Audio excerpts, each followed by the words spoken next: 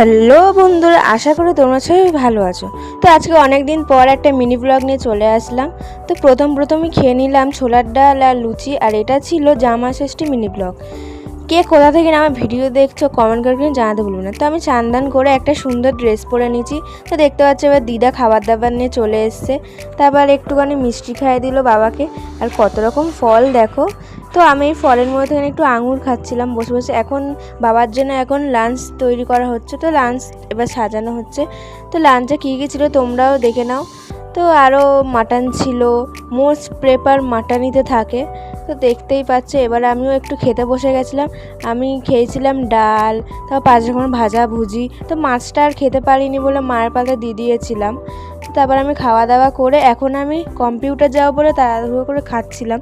আর সবচেয়ে তো আমার ভালো লাগে টকের ডাল, গরমের টকের ডাল ছাড়া আর কিছুই ভালো লাগে না।